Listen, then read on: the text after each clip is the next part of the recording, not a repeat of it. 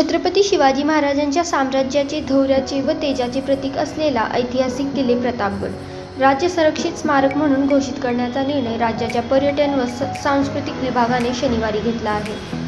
राज्य सरकारने याबाबतची अधिसूचना जारी केली आहे। त्यामुळे 23 एकर किल्ल्याचा परिसर संरक्षित झाला आहे। दरम्यान प्रतापगड किल्ल्याची देखभाल करण्यासाठी राज्य सरकारने प्रतापगड विकास प्राधिकरणाची स्थापना यापूर्वीच केली आहे।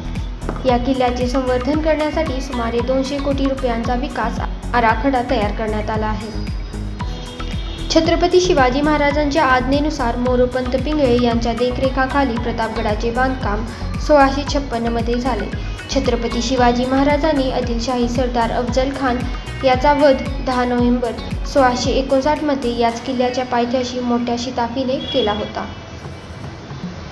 छत्रपती शिवाजी महाराजांच्या मराठा साम्राज्याच्या पाऊलखुणा आजही या गडावर कायम आहेत। तोच वारसा जतन करण्याचा प्रयत्न सरकारने केला आहे। प्रतापगडावर आजही मोठ्या प्रमाणात शिवप्रेमी आणि पर्यटक येत असतात। निसर्गाच्या सानिध्यात असलेला हा किल्ला इतिहासाची साक्ष देतो, शिवाय शिवकालीन वैभवाची चुणूक दाखवतो। त्यामुळे येथे शिवप्रेमी नेहमी येतात। गेल्या काही वर्षात किल्ल्याची दुरावस्था झाली होती। या किल्ल्याची संपूर्ण जबाबदारी सरकारने घेतली आहे। प्रतापगड यापुढे राज्य संरक्षित स्मारक जाहीर केल्यामुळे त्याची राज्य सरकारच्या पुरातत्व खात्यामार्फत देखरेख केली जाईल।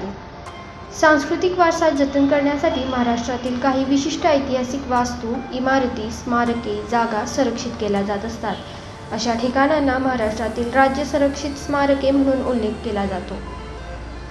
या ठिकाणांची देखभाल आणि संरक्षण करण्याचे काम महाराष्ट्र सरकारचे पुरातत्व खाते करत असतात। त्यामुळे यापुढे प्रतापगडची देखरेख पुरातत्व विभाग करणार आहे।